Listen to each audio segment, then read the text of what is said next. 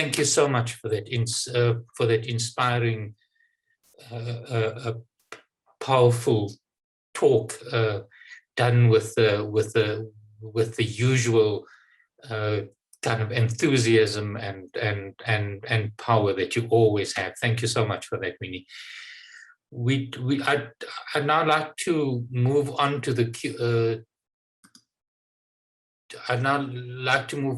Q&A session, and if it's okay with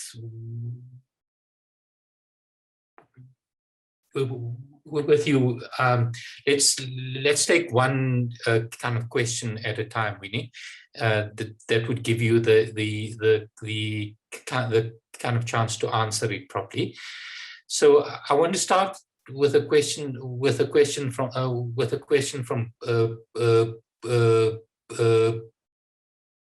Bulelani, who says that as you've outlined, and as COVID-19 demonstrates, the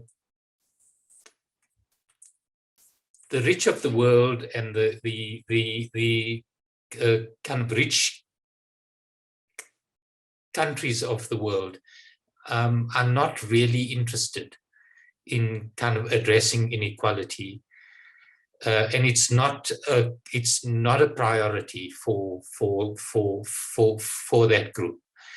So the kind of question is then whose priority is it? And kind of how do we then realistically address the kind of challenge of inequality across the globe? So let me pass it back to you then, Winnie. Thank you, Imran. What we are seeing is that extreme inequality, an agenda that has been driven by neoliberalists for the last 30, even 40 years, has led to an erosion of democracy, because a democracy cannot exist with extreme inequality. So the result is that even in the rich countries, ordinary people have seen themselves, their lives not improving, those of their children getting worse than their own, while a few in their countries have captured the democracy and their governments work for the interests of big companies and rich people. So this is a population that's very unhappy in the rich north, and that is why you're seeing the emergence of populist leaders there, the emergence of populist right-wing leaders who give people an illusion of a solution, but who actually serve themselves. You get billionaire cabinets like we've seen before. So this, to me, is a constituency of people who are at the losing end of extreme inequality. They share with us, many of us in the South, this experience of being at the intersections of extreme inequality. We need to build a global movement. We need to stand together and fight the different crises we face with an understanding that it is a broken economic model that's leading there. It is roasting our planet, destroying the environment, crushing women at the bottom, now also without leaving us vulnerable to pandemics, and no way of getting out of it unless we hold hands. So I see a reason for strengthening global movements, whether it's global women's movements, or like now in this crisis of HIV, we need the leadership of TAC. TAC must re-energize and reorganize like it led the world to fight for the lives of people at risk with HIV. Now it is time to fight for democratizing this vaccine which exists, giving all of us the ability to produce in our regions, maximize supply, and we all get out of it. So to me, the crisis before us require global activism, social justice activism and movements coming together, both environmental movements, labor movements, women's rights, right to health, coming together to fight on fronts together. That is how I see it. Right, Winnie, thank you. I'm going to maybe shift to the other side of that and raise a question that's been put onto the chat by a French colleague who's just joined our university, Jerome Dangi. And his question is that given the ability of the billionaires to buy governments, laws, the media, armies, etc.,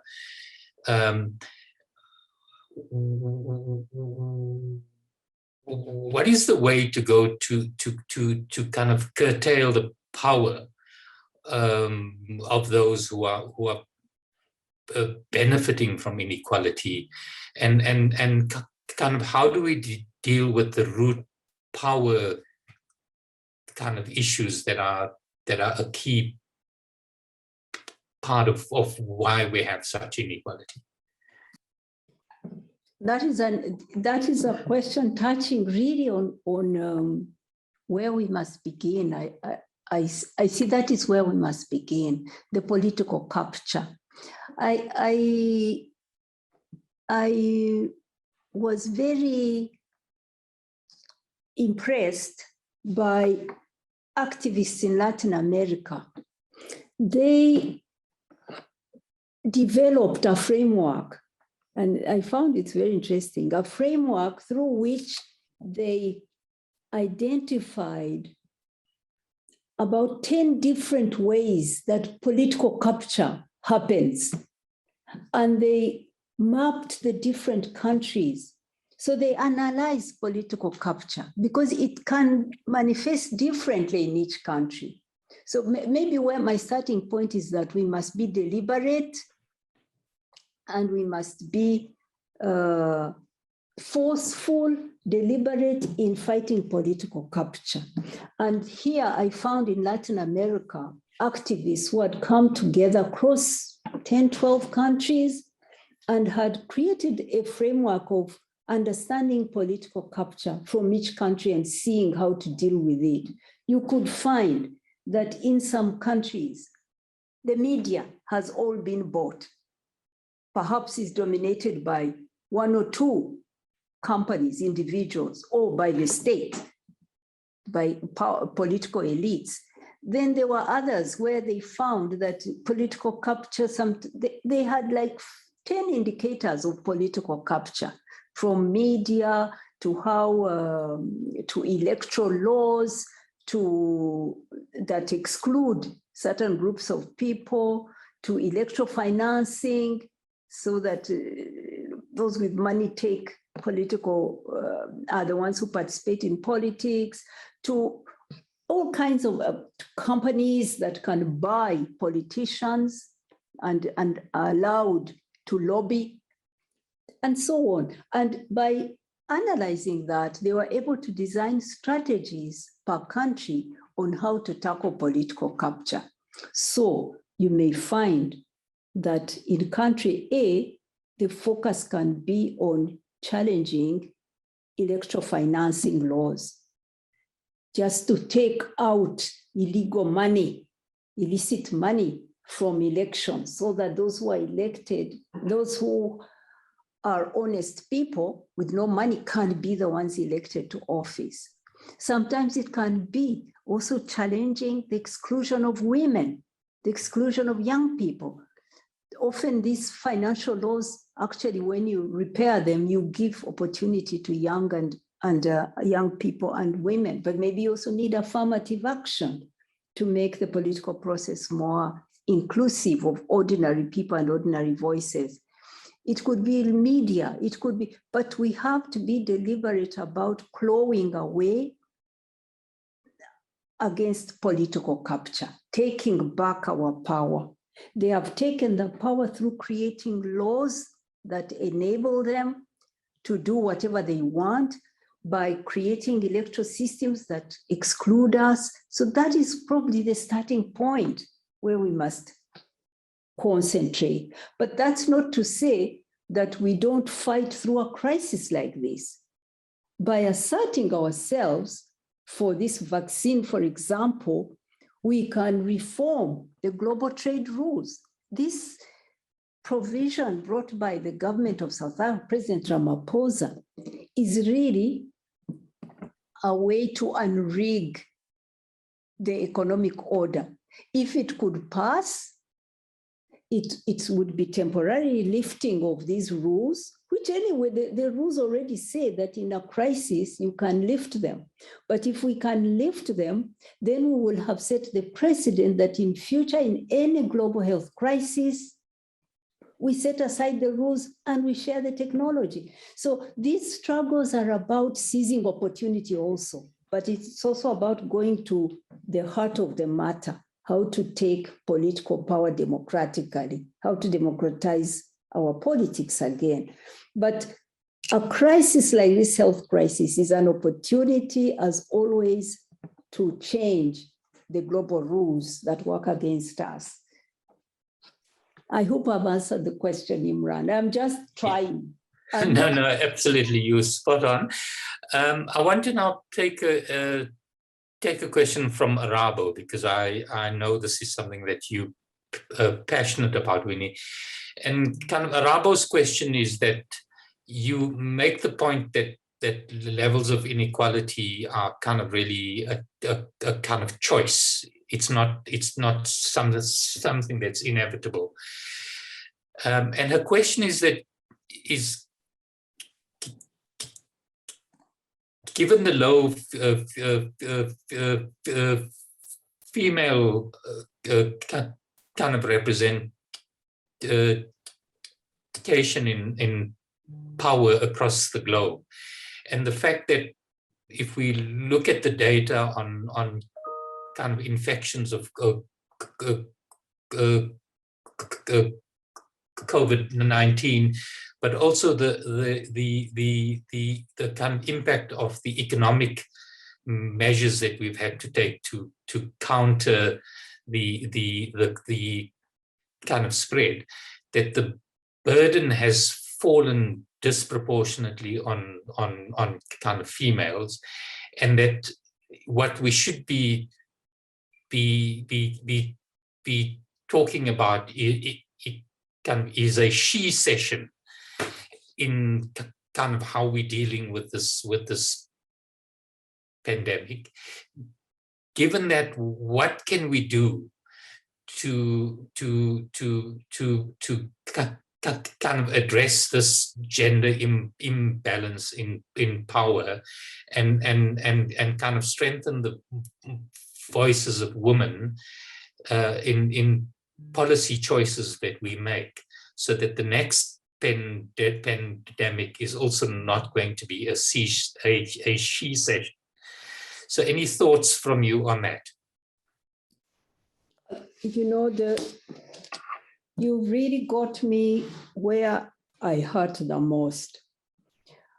You do, because watching this crisis roll out, the COVID crisis, seeing our countries, our poor countries, trying to protect people by shutting down the economy, I looked with a lot of pain, seeing people being locked down in their homes and structures for COVID response being put up, national teams, I don't know, district teams and so on.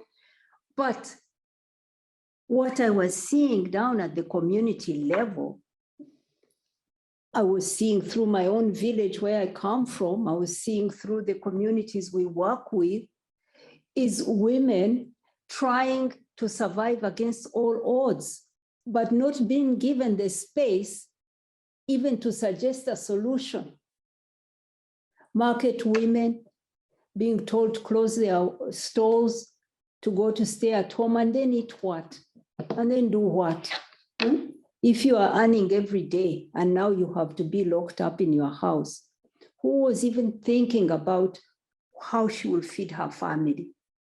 Directives to sanitize, to wash hands. She's the one who fetches the water. Have you made any provision? Do you know how she will raise the water for washing hands 10 times a day? But she's not on any structure, whether in the community, whether at the district. It was all government officials, a lot of men deciding on how to respond to COVID. Their needs unrecognized, their efforts unacknowledged. So you just see through every crisis that a woman is called upon to save lives, save her family, but is not given an opportunity to say how that could be done. It kills me. And again, you're still seeing governments getting elected, dominated by men. And yet we were seeing around the world that actually women leaders at the national level who are visible, those who we could see, were coping better, were taking their countries through this crisis even better than many of the men. So I'm not saying women are better than men, but I'm saying that just the fact that we are there, half of humanity doing very critical roles from the family through to the national level, the voices of women matter. We at the United Nations are lucky. We have our Secretary General who has made a commitment. I came back to the UN because of that commitment. He hired me because he's been hiring many women to lead organizations.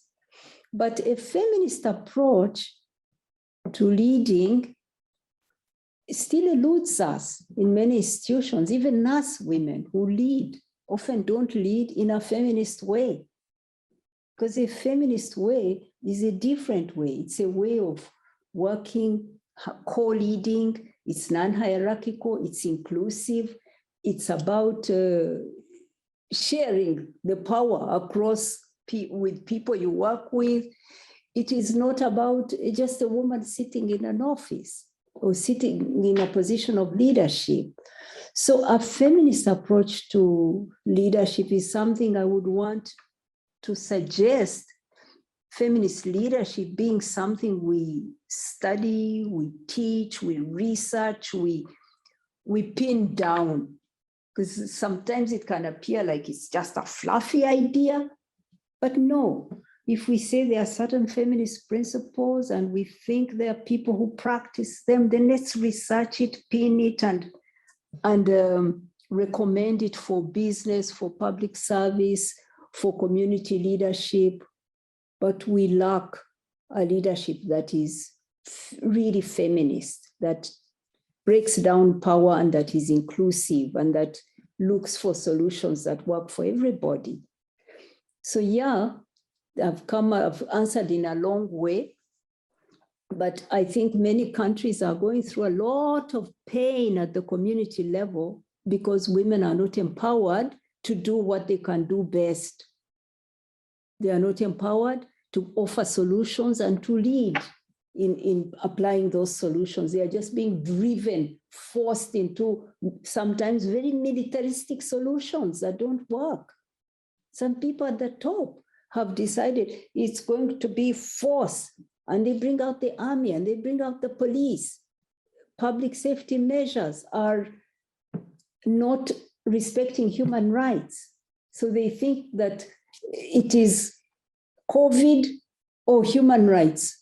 It's a trade. They trade human rights for their COVID response. That never works.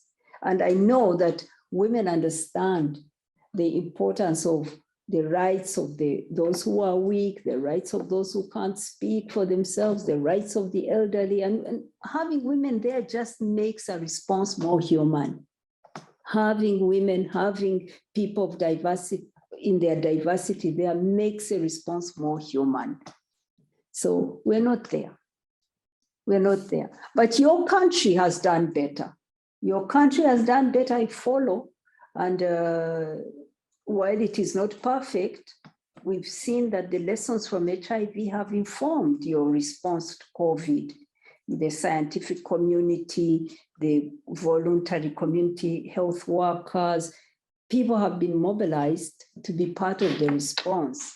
And people at the bottom, your grassroots challenge, they debate, they force government to respond, and that's positive. Right. Thank you.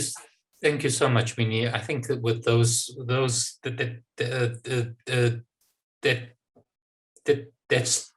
that's an appropriate space for me to kind of move to closing the kind of event. I just really like to thank you so much for both agreeing to kind of do the lecture and for doing it with the passion and the thought that goes with everything that you do. Thank you so much for that, Winnie. Let me also. Imran, yes. I can't allow you to thank me before I thank you, because much of what I learned on feminist economics, I learned from you and others. And the lens I was able to apply to what is happening in COVID, to be able to see that women and girls are facing more violence, are facing a higher burden of care work, are also not being allowed the voice to address those additional burdens and risks. I learned from people like you and others who were part of a network that we were in together of feminist economies. So I want to thank you too. Great. Thank you so much, Winnie.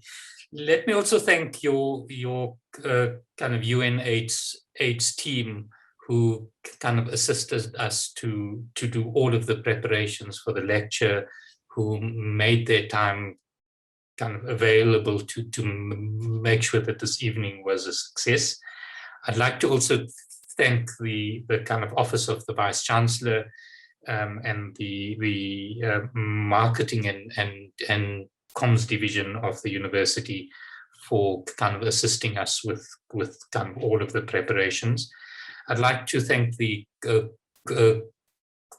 Conversation, who've been our media partner for this event. And last but not least, I want to thank the entire SCIS team who worked tirelessly to do all of the preparations for the lecture today, to manage everything in the background, to make sure that it all worked as well as it did, to do all of the preparations before. And it will also fall on this team to make sure that the lectures available on our website and on kind of other appropriate media. Let me thank also the entire audience for being a part of this event tonight.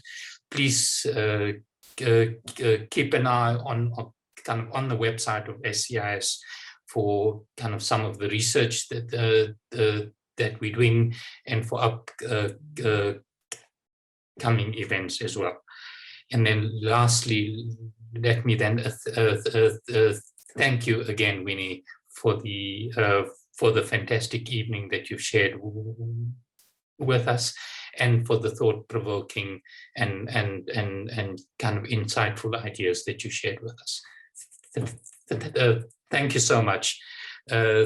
Thank you, everyone. Good night, good day, good morning, good evening. Keep well and keep safe.